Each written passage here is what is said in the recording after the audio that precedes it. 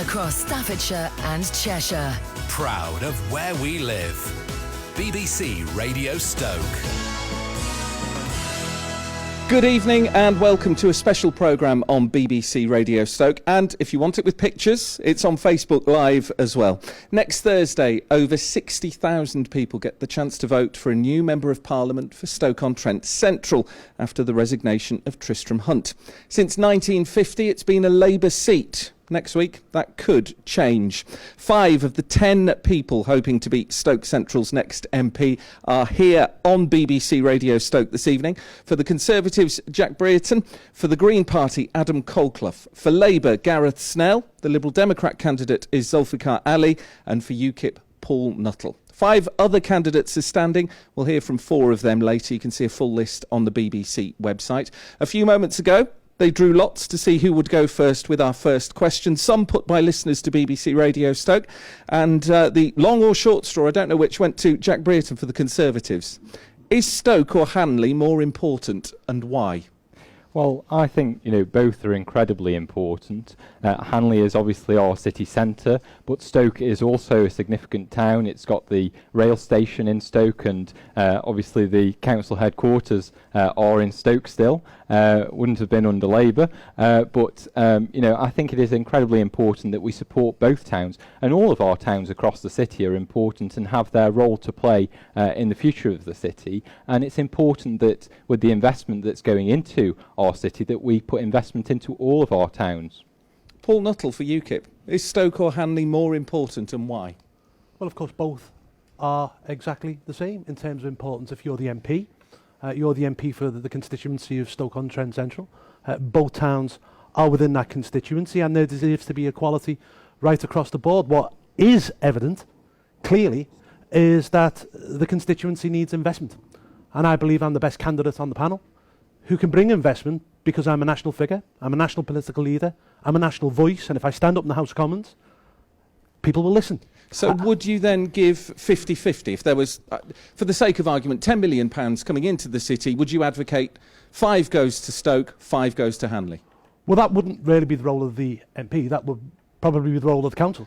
But you could exert pressure on the council, surely. However, I believe that there should be equality across the 2 towns, because both are in the constituency and you represent both communities. Zulfikar Ali for the Liberal Democrats. Well, both the towns are important. In fact, other 4 towns are also very important to me. They all deserve a fair share. Whatever investment we do in Stoke-on-Trent. Obviously, Hanley is business hub. It has its advantage and it has its priorities as well. Stoke itself is also a business hub, and there are also council offices there. So I basically do not prioritize one or another, but whatever, if I have money I have to allocate between 2 of these towns, I would look into what's exactly need and where it should be spent.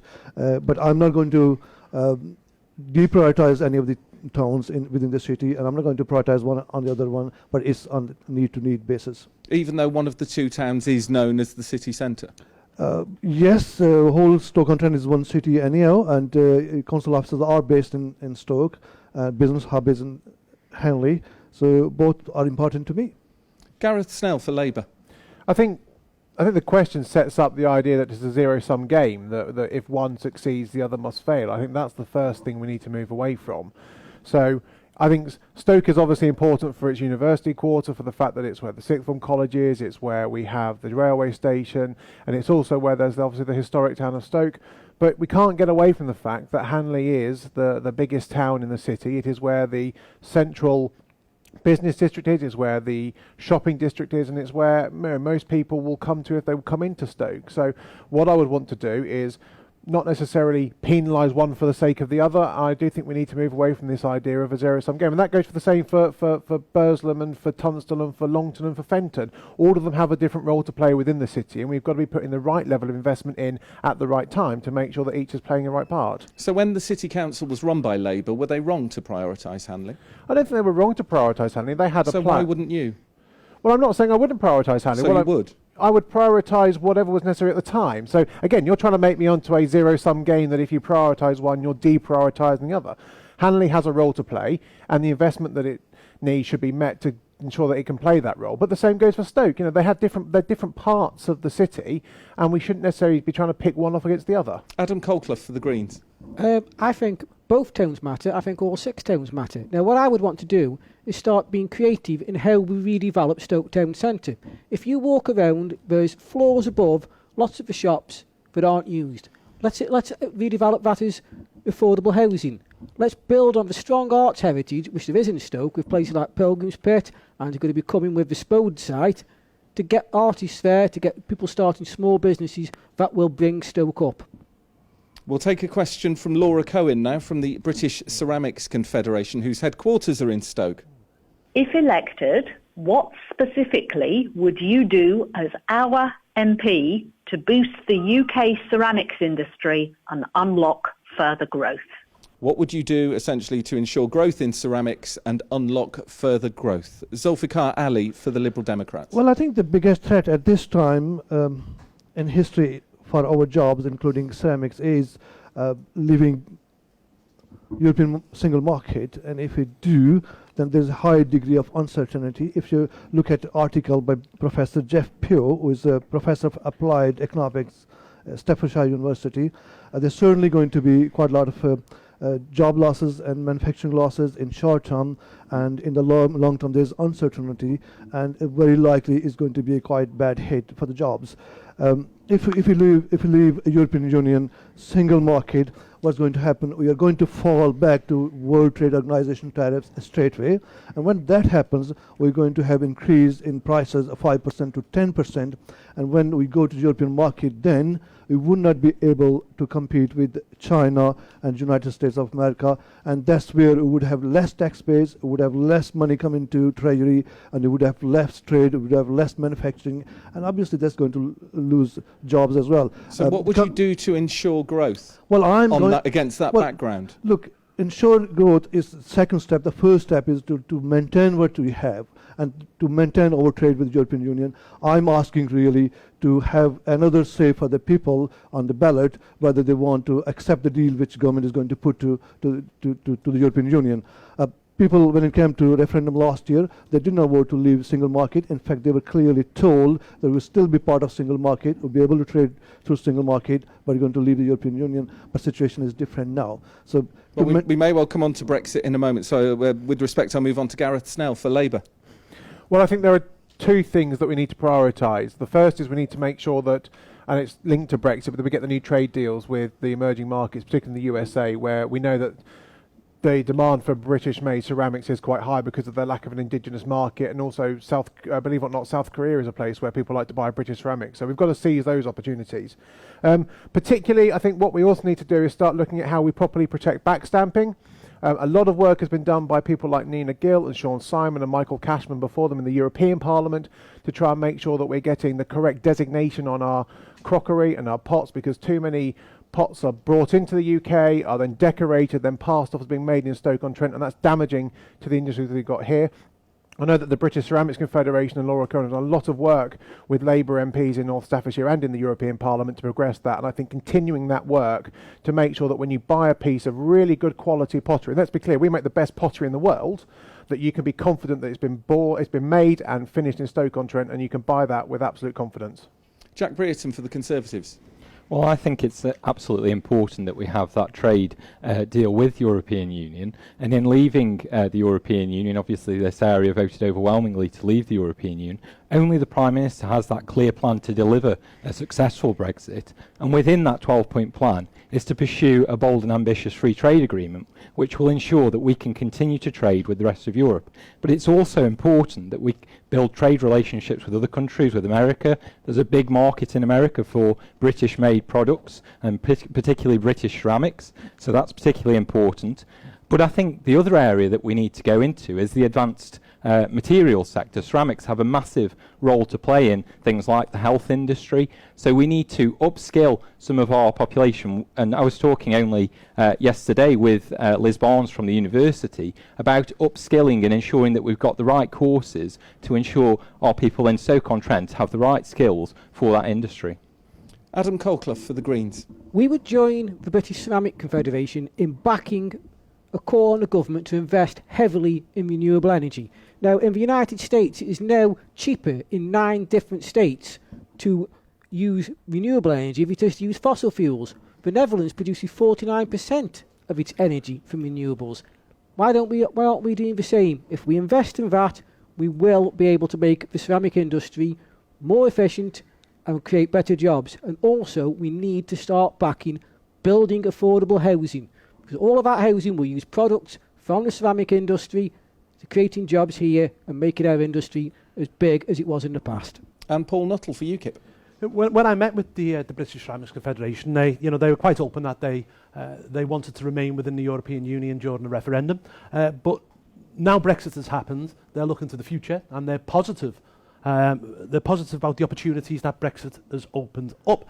Gareth was absolutely right when he spoke about the United States. There's an exciting market out there, and indeed, he's right about South Korea as well. And with the United States, love him or loathe Donald Trump, he is an American president who said that Britain would be at the front of the queue when it come to a trade deal. Of course, Dr. Ali is absolutely correct too, in that we need to ensure that we have a free trade deal with the European Union, because 50% of the ceramic industry deals with or trades with the European Union, and we need to ensure that that happens. But also, once we've left, we can remove ourselves from the European emissions trading scheme, which is adding energy costs onto the industry as well, and therefore that will be a boost in that area too.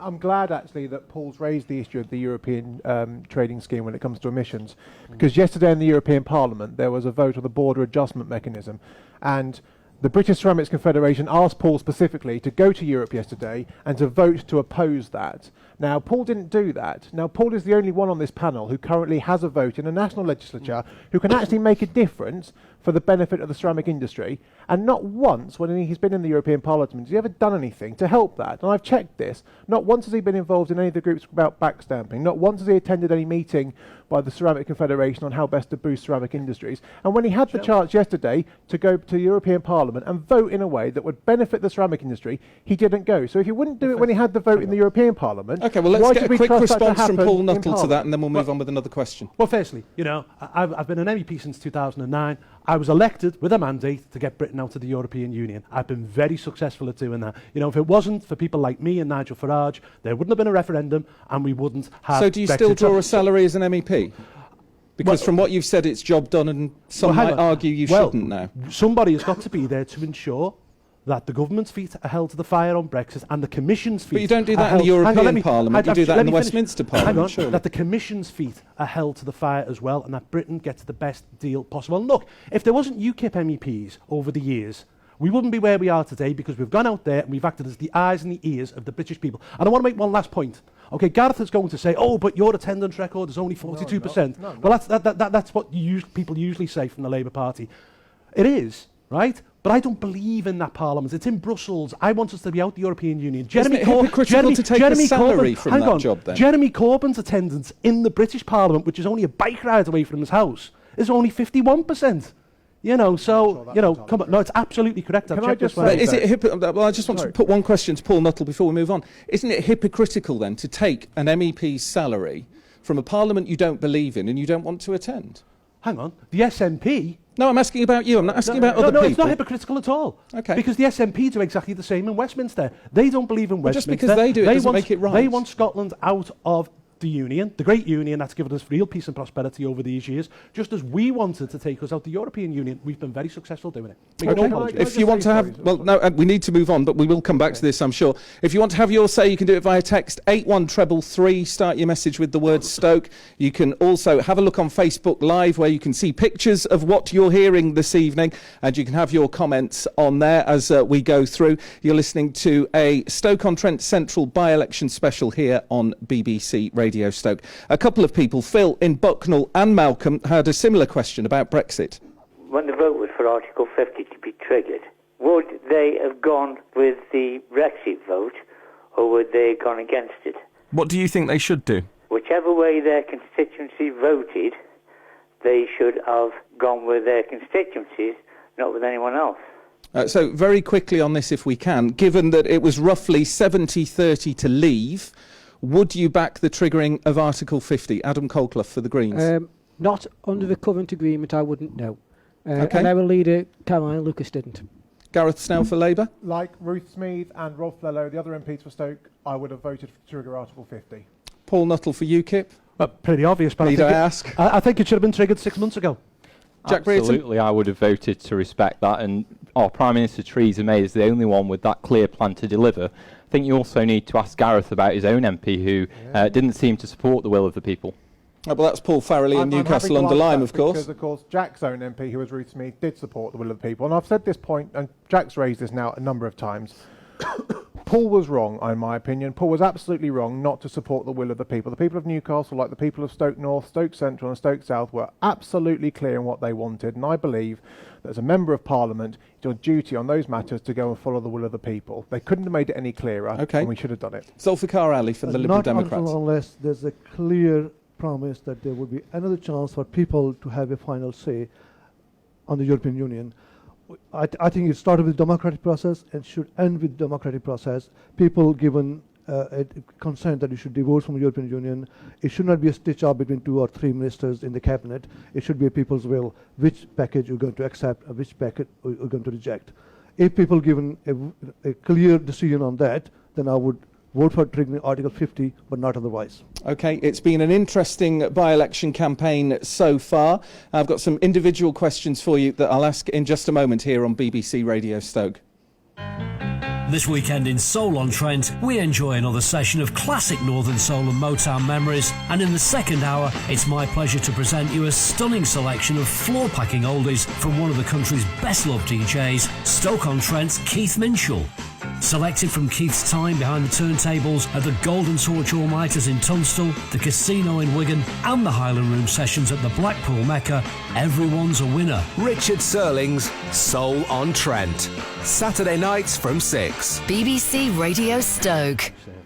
We're talking about the Stoke-on-Trent Central by-election. 5 of the 10 candidates are with us on BBC Radio Stoke this evening. We'll hear from 4 of the others in the next half hour. Emma Thomas, BBC Radio Stoke Staffordshire political reporter, is keeping an eye on Facebook Live. Lots of comments coming in, Emma.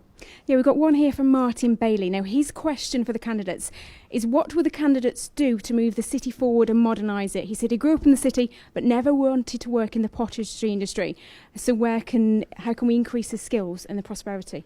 OK, let's go round the table very quickly. Adam Colclough for the Greens. What would you do to increase prosperity in Stoke? Well, the first thing the Green Party would do is we would look at improving the transport situation in the city. We'd look at building a integrated transport system with a hub on the Etruria site that was going to be home to the failed HS2 bid. That would attract investment to the city. It would also make it much easier for people to move around, so it would be a more attractive place to live and work. Gareth Snell for Labour. I mean, I think we've got to be looking at the new high-tech manufacturing industry. I think there are some exciting opportunities, particularly around the ceramics that aren't necessarily the traditional pottery jobs, but actually still maintain the skills that we have here. I think we need to be looking more with our universities around medical research and development. I think there's a great opportunity for us to try and harness some of the investment that's going to Manchester and Birmingham as the 2 core cities in the West Midlands and the North West. And I also think we also need to be looking at how we're working with our young people to make sure that they've got the skills for the jobs of tomorrow, so that when those jobs come around, we can make the argument that they should be relocated into Stoke-on-Trent, well-paying jobs that our local people can get. Paul Nuttall for UKIP. Well, basically, the city needs money. I mean, it needs investment to come in. It obviously needs a house building programme. I mean, there hasn't been a council house built here for nearly 30 years, which is insane and actually a disgrace. I would like to see big infrastructure projects. You know, why don't we have an arena? Why don't we have an arena where we could bring boxing to, or bands, or sport, darts, whatnot? You know, Nottingham's just got one, Liverpool has one, Manchester has one too. I'd also like to see the scrapping of HS2 and an improvement, use that money to improve local transport networks. And I think that's a great idea by the Greens, actually. You know, wouldn't this place benefit from a good transport network, a good tram system? Jack Brereton. Jobs are absolutely critical in this election, and I've made that one of my top priorities. And it's not just about more jobs, but better jobs, better skilled jobs, and better paid jobs for the people of Stoke-on-Trent. And I've already been delivering in the role that I've held in the Cabinet over the last 2 years, so I'm responsible for delivering nearly £500 million investment programme in the city, and things like the Ceramic Valley Enterprise Zone has already delivered in the last year over 1,000 new jobs. So that's already helping to deliver more skilled jobs. And we've seen in the last quarter alone, the jobs that have been created, over half of those were in the IT sector. So that's showing that we're having better skilled, better quality jobs coming forward. But we still need to do a lot more to attract more investment, because more investment will mean that we get better jobs in this city. Zulfikar Ali for the Liberal Democrats. Well, What would you do? for success of any economy in any city, in any country, you need to have highly skilled people. We need to have highly educated people.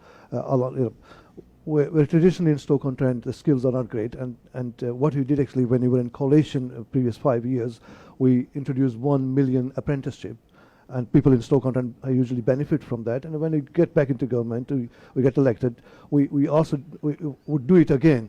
The other thing is basically to have a good, strong foundation when children are in school, and we have introduced pupil premium, which is still going on with the benefits. When children get better education, they'll be able to have higher skills, they'll be able to have higher education.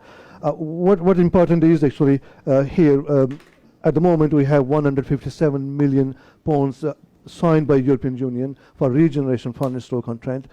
If we leave the hard Brexit way, that would be at risk, and with that the jobs would be at risk. So I'm trying to stay within the single market and to protect our job, to protect our funds. Okay, well, let me put some individual questions to you about things that you've said or things that have happened in this by-election campaign so far. Zulfikar Ali, on the European Union, Phil Ball says, you've said you are representing the 30% of people who voted to remain in the EU. Don't you realise of that you'll only get a few of the votes? Most won't bother voting, and you're a joke. What would you say to that? I'm not a joke. I have taken up a stand for for people who live in Stoke-on-Trent and the rest of the country. Yes, within the city, 30% of people only voted to remain in the European Union, but do not forget, across the country, it was 48%.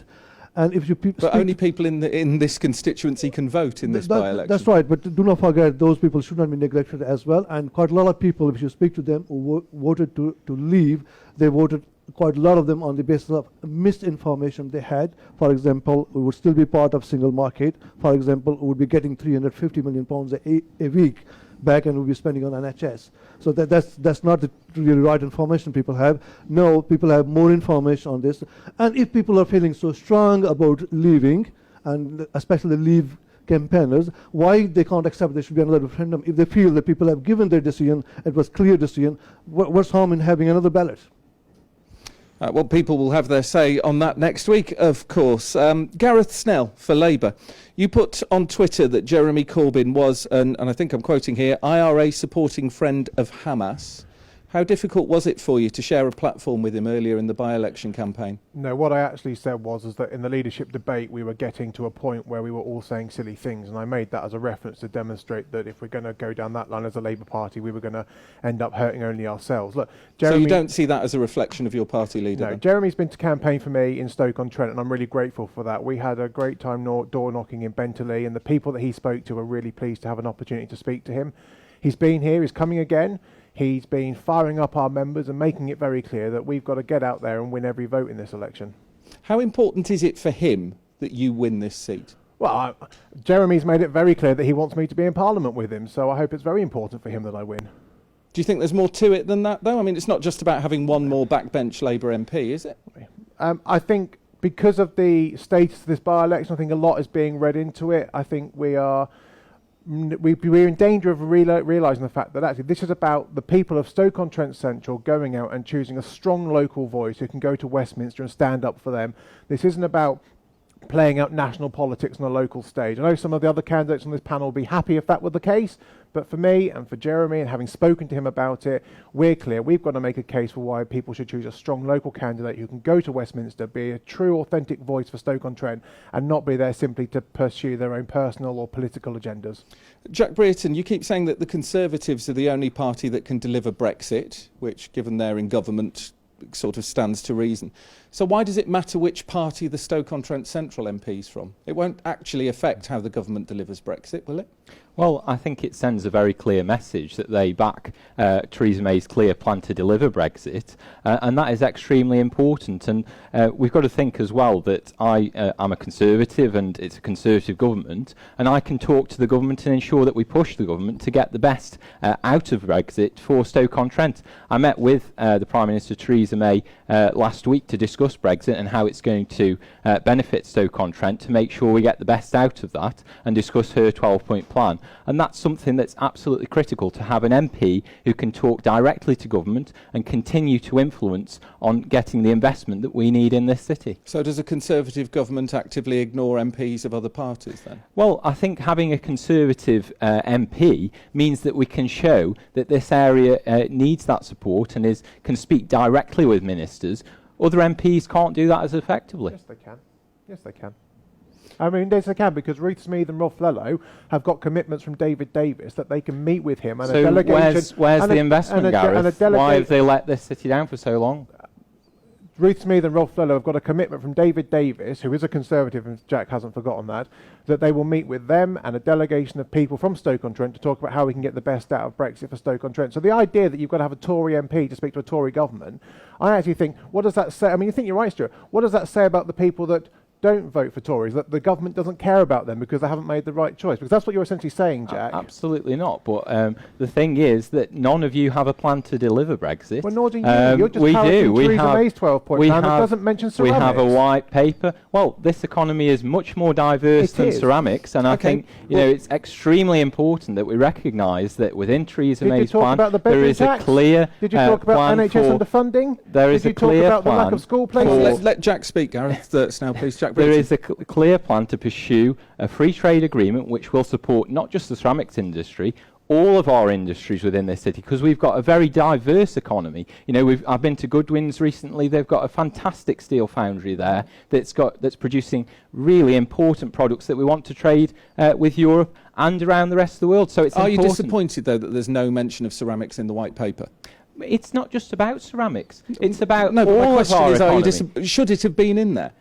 Not more than any other. If it was, no, not more than any other product. Okay. You know, this economy is one of the most diverse we've ever had. I think it's more diverse than we've ever had before. Okay, I need to move on because I need. Sorry, because the white paper that Jack referenced specifically references furniture making. So are we honestly saying that furniture making has a greater prominence in our manufacturing heritage than ceramics? Because the fact that ceramics isn't mentioned just shows how far down the league of important things that Theresa May is thinking about when she's thinking about Brexit and Stoke-on-Trent. Okay, let's bring in Adam Colclough with a question about transport. You've spoken tonight and before about an integrated transport system for Stoke.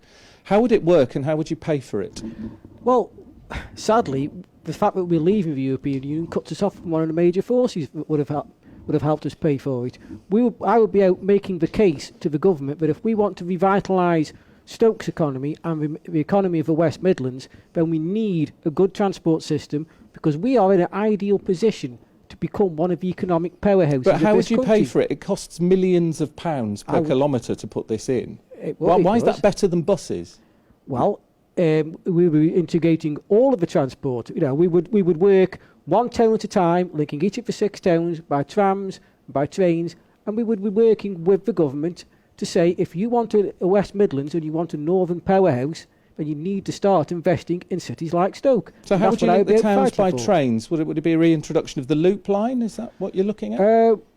We couldn't exactly rebuild the loop line because things have been built on where the line actually ran, but we'd be looking at connecting the city with trams, which Nottingham, Birmingham, Manchester have done, and I think Stoke has got every capacity to do the same. But why is that better? Why is a tram better than a bus? It's an additional thing that will be added to the buses. Why not just put more buses on? If we can put more buses on, we'll put more buses on. Paul Nuttall, final individual question, and then we'll get back to the main debate. Are you worried about your integrity? You registered your home address as Penkle when it would appear you hadn't lived there. There was a claim on your website about losing a close friend at Hillsborough, which you've since admitted wasn't true. Yeah. Given that, voters listening this evening might be wondering if they can trust you on anything. Well, I'll deal with the two issues pretty quickly. The address thing, I mean, it was perfectly legitimate what we did. Hang on, Gareth, before you interrupt. Perfectly legitimate what we did. We did it to live in the constituency during the by-election because I didn't want to spend all of my time on the M6 up and down. I would, as we all know, the M6 is like a car park. I would spend half my life sitting on the M6 when I could have been out campaigning. So it was all within the rules. It's all legitimate. It's all absolutely fine. Now, with the Hillsborough thing, I've been a victim of a smear campaign, one which has been organised, one which tries to claim that I wasn't at the Hillsborough disaster, even though I've provided witness statements. And the sources who've said that how he mightn't have been there are unnamed, and they won't be named, and it's utterly disgraceful. There was a mistake on my website, which was put up by a press officer. I take full responsibility. It's now been taken down. I was there. I was at the game. I can prove I was at the game, and I think it is a very dangerous route for politics to take, because I've seen many... Look, I thought I'd seen all those in politics. This just isn't scraping the barrel. This is digging beneath the barrel. Where were you this morning then, Paul, when we had the business hustings with the City Centre Partnership?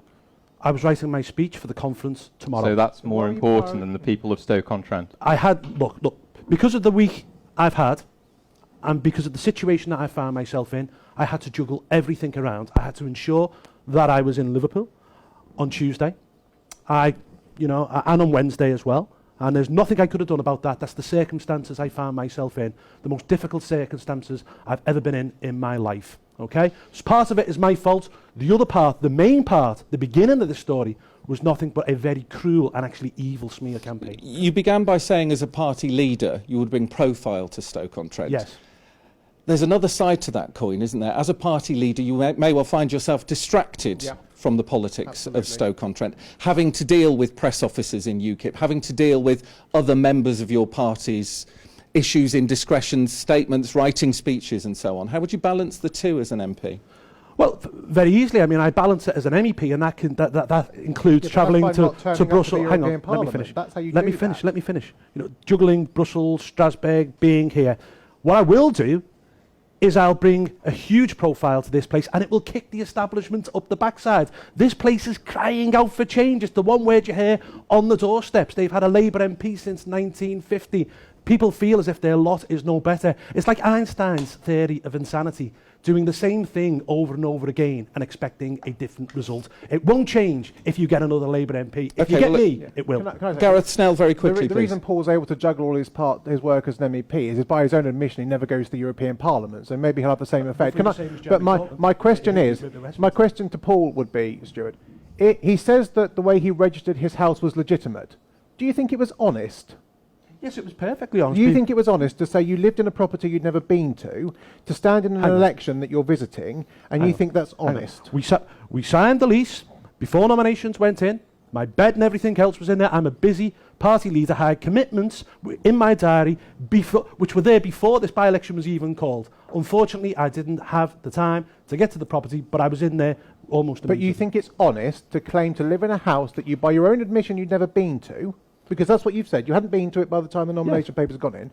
So you think that's honest? No, but hold on. Stuff had moved in. No, well, the rucksack had moved in. You think that's honest? And your other admission is that you had to prioritise your work as the leader of UKIP over the people of Stoke-on-Trent. And given we have an election that's got national focus on it, because you've made it a national issue, I think it says something to the people of this constituency that you prioritise your work as the leader of UKIP over the people of Stoke-on-Trent. Do you know what? I've got to come back on this. Do you know what? I've been great for this election. I've been great for this town already. Do you know why? Because the focus of the country is now on Stoke-on-Trent. It's on the political map. People are looking at this election in a way. Nationally, it wouldn't have happened if I wasn't involved. And do you all think you're giving a good account of Stoke-on-Trent? Sorry? Do you think you're all giving a good account of Stoke-on-Trent, the stories that are coming out of this campaign?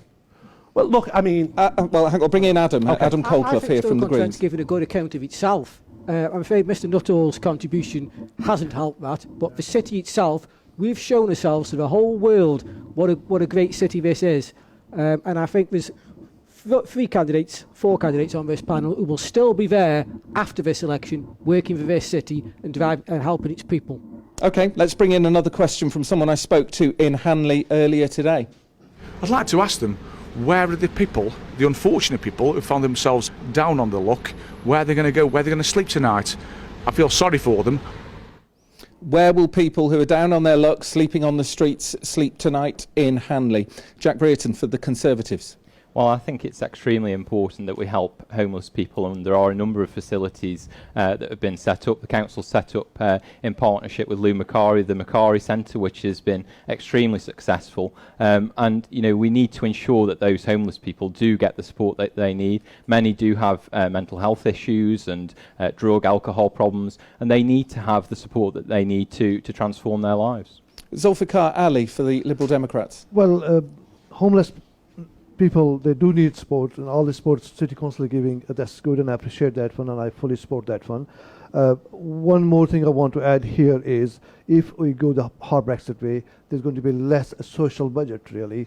When you have less income tax base, then the social budget will be less, and it's not going to help homeless people.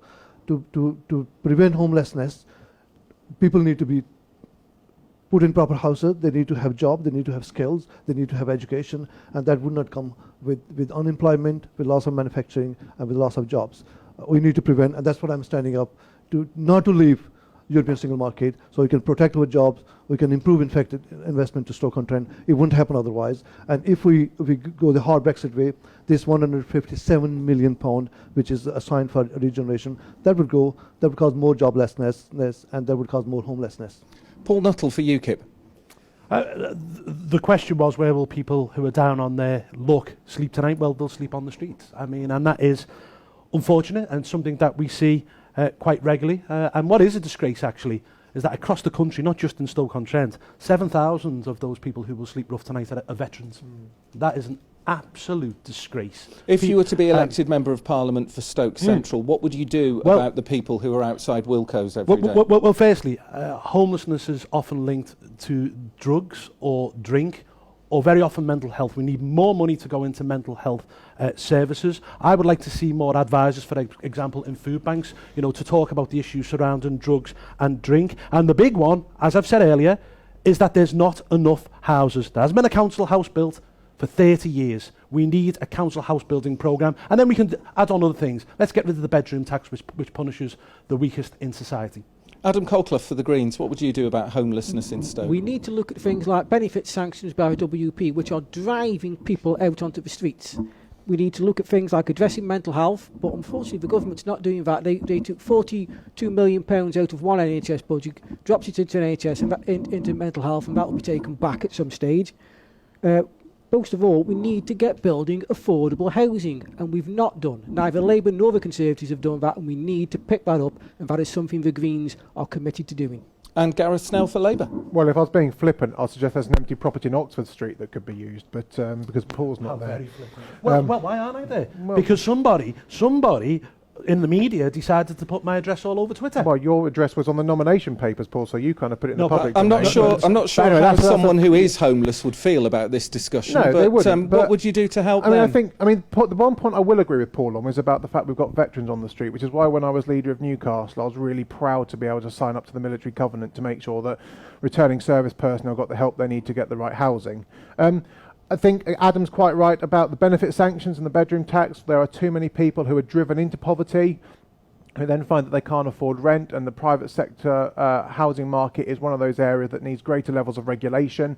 You know, one of the things that I know the City Council has done and that we did over in Newcastle when I was the leader there, we made sure that we were looking at the proper ways of regulating private sector landlords so that tenants weren't abused in that sense. But we also need to build more housing. You know, Stoke-on-Trent is full of brownfield sites that are ripe for development, and we need to tackle the land bankers to make sure that we're building those houses. I would like to see some way of penalising those people who land bank in the city, because what they're doing is they're starving the city of the housing and the business that it needs. We will talk more about this and many more issues here on BBC Radio Stoke. We'll have a look at some of your comments coming in on Facebook Live as well. It's a special programme this evening until 8, looking at some of the issues and speaking to some of the candidates in the Stoke-on-Trent Central by-election. You don't have to travel as far as these two to enjoy the great outdoors. All you need is me, Terry Walsh, and BBC Radio Stoke. Every Sunday lunchtime, I'll take you out around Staffordshire and Cheshire to enjoy some of the history and the hidden wonders of our two counties. This is the story behind Holy Trinity Church. So we're working our way through this woodland meadow. If you'd have come to Chatley Winterfield Mining Museum, you'd have gone down the Winstanley Shaft. And if you prefer being back on home soil, our gardening experts will help you get the best out of your own bit of land. I want to ask you about my weeping cherry tree. What you do with those is shorten them back. It'll not do the plant any harm at all. Terry Walsh and friends. Sundays from 12. BBC Radio Stoke. You're listening to a special programme live from BBC Radio Stoke this evening. I'm Stuart George and we are talking to 5 of the 10 candidates in the Stoke-on-Trent Central by-election. We're also on Facebook Live, so if you're watching there, I've just waved at you. And Emma Thomas, BBC Radio Stoke Staffordshire political reporter, is having a look at some of your comments. Yes, we've got a question that comes in from Anthony Hand. Now, he talks about the fact that he believes that even affordable homes in the city cost too much for rental mortgages if you're living on low wages, perhaps the minimum wage. What would the candidates do about that? So there we go. That's an interesting question about affordable homes. Also, Gareth Snell raised the point about land banking. There are swathes of brownfield sites across Stoke-on-Trent Central. I suppose, Jack Brereton, given that you are at the moment the City Councillor responsible for regeneration, we'll come to you first on this for the Conservatives. Well, what needs to happen? I think it's incredibly important that we build more homes in this city, and it is disgraceful, the legacy of Labour, that we didn't build enough homes in this city. Why didn't Labour build enough homes? And then subsequently, why hasn't the coalition that you're involved with? Gareth. We are now building homes in this city. We've got housing zone status on 8 sites around the city centre, which is going to build 1,200 new homes. They've already started over on Wellington Road. There's fantastic new homes going up there already. As part of the City Council, in my role there, I've also helped to form the new housing company, the wholly owned company, which will help to deliver new homes on brownfield sites, and that's going to ensure that we're moving forward on some of the land that was land banked by the City Council under Labour. So we're developing some of those sites out to ensure that we've got new homes in the city. But, we need to go further. What about places like the Victoria Ground, which have lain fallow for years? I totally agree with you. And, we've been working with St Modwyn to push them and say, you need to get moving on this site and redevelop this site, because it is critical, particularly for Stoke Town, to have that site redeveloped, have new homes within the centre of Stoke Town. So aren't they listening? Totally agree. I haven't seen anything go up yet. Well, I believe they are submitting a planning application very shortly on that site. So we'll hopefully see something coming forward very shortly to redevelop that site. Gareth Snell, I know you were leader in Newcastle at the time, but when Stoke was run by a Labour council, why weren't they building? Well, one of the big problems that councils across North Staffordshire, but in other parts of the country, faced was that the money that was put into the budget in 2010 by the last Labour government, £308 million towards housing market renewal redevelopment, was unilaterally sliced out of the budget by the Tory government in 2011. So there was. But if we go back before then, I don't want to have a long history lesson here, but if we go back to Renew and the housing renewal programme, where houses down in what's City Waterside now were demolished and not replaced. That wasn't under the Conservative government. That was under Labour. No, it was, because the money that was put into the budget by John Healey, and I brought him to Stoke-on-Trent so he could see some of the damage the Tory government have done, was simply cut out of the budget in one fell swoop, meaning that councils like Stoke-on-Trent were unable then to recapitalise. Wasn't their policy to knock it all down first wrong? Shouldn't they have knocked down a little bit and then built a bit and then knocked down a bit more? On that point, you've got to look at what happened over the way in Newcastle, where it was done like that and it's been more successful. So there are lessons to be learned by this, but ultimately it comes down to the fact that the rug that was there to provide the funding was simply pulled away by the Tory government, who just cut £308 million overnight. What I would say on the Victoria Ground is, yes, Jack's quite right that it needs to be chivied along, and the Labour Council and the former MP for Stoke Central did a lot of work to try and afford that. But going back to the questioner's first point about the affordability, one of the problems that we have is that we've got a very low wage economy in Stoke-on-Trent. I think we're at we're much lower than the West Midlands average and also by the Staffordshire average. What I believe we should have is a minimum wage that's around £10 an hour. And it's not this national living wage that George Osborne's put in that's now actually been cut by the Tory government by about 30p an hour, but a real minimum living wage that means that people can afford to live properly. Because and that's what would you say to all the employers and some companies who are saying we can't afford to pay this. We're going to have to lay people off. I think what we need to do is have a proper conversation about what sort of tax incentives we can give those people, so that the money that they are getting, that they have in their cash flow, can be used to pay wages by making some sort of tax benefit to them. And that's a policy that I really want to pursue in Parliament, because I think that's the way we can really help Stoke-on-Trent, is by giving Stoke-on-Trent the pay rise that it deserves. Zulfikar Ali, what would you do about affordable homes in the city? Well, we do have a plan as a party to build 300,000 new affordable homes within the UK, and certainly Stoke-on-Trent would have its fair share. What happened when Labour was running this city council here, rather than giving affordable homes to people, they built quite glittery buildings here just outside where we are just sitting now. That they didn't think about affordable homes at the time. Now, Theresa May also has planned, as Jack Brereton said, that they will be building new homes within Stoke-on-Trent as well, and I appreciate that. But the problem is, if we go the hard Brexit way, there'll be a reduction in labour by 9%, whilst to build all those 300,000 affordable homes plus all the big infrastructure projects, we need to have increase of labour by 25%, which we're going to take an immediate hit, and that project is not going to be completed. Adam Colclough for the Greens. Well, the first thing we do is we get back to building council housing, affordable rental accommodation for people. In the longer term, people are struggling with their incomes. We need to look at a universal basic income. This is something that's been trialled in Finland. It's even been mentioned by one of the candidates in the French presidential election that he thinks it's a viable option. This would give every citizen of the country a level of income so that they could meet their living costs. That would free people up to train, to start businesses, to look after the family, to take part-time work.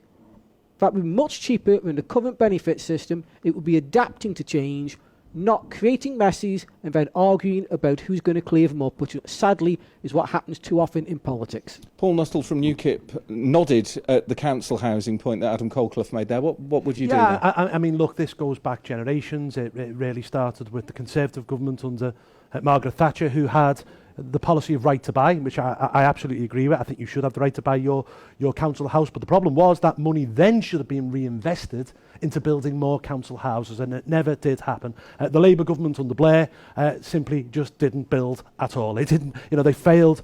They failed completely on the issue of house building. The problem that you've got everywhere at the moment, it's simply about supply and demand. We have an undersupply of houses and an oversupply of people. That pushes up the price of houses, means that there isn't enough to go round. And you know what that boils back down to? It boils back down to the fact that last year alone, and this is happening year on year and year now, and has done for about the past 15 years, we allowed a city the size of Newcastle upon Tyne to come to this country, 335,000 net. It's too many, the population's grown too fast, and we're needing to build a house every 7 minutes simply to keep up with the immigration numbers that we've got at the moment. I'll stop you there because I want to get a question about immigration in before 8 o'clock. We'll talk about the National Health Service as well in just a moment. First, though, you're hearing from 5 of the candidates in the Stoke-on-Trent Central by-election. There's actually 10 next week, next Thursday, on your ballot paper. If you are in the constituency, you will see 10 names. And here are what 4 of the other candidates have been telling BBC Radio Stoke. Vote for me, vote for me. From the armed forces to politics, Godfrey Davis from the Christian People's Alliance is a retired Navy officer. I believe that the man of God is the one that's properly qualified to run a city and a country, because it says in the Bible, it does not lie in man who walks to know how to direct his steps. Vote for me. A seasoned candidate, David Furness from the BNP, also ran for London Mayor in 2016. The British National Party is the only anti-establishment party in this election. UKIP is a Tory splinter group. Voting for me, David Furness of the BNP, will send the strongest possible message of protest to the out-of-touch and corrupt political establishment. A first-time candidate, the independent Barbara Fielding, is a housewife and retired bookkeeper from Draycote in the Moors. I want to abolish the Magna Carta and bring back the monarchy to be head of government, because I can't do worse than what the politicians have done before. I want to bring back all the industry that we've lost, that's been sent abroad to other nations. We've lost everything, all because of the politicians.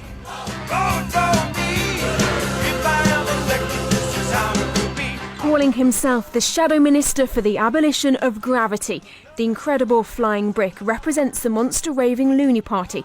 This is his fourth by-election. I used to be a werewolf, but I'm all right. No! I will put piranha in the River Trent to make fishing a spectator sport. Bishop to c5 and knight to d6. Checkmate. Vote for the monster raving loony party. You know it makes sense.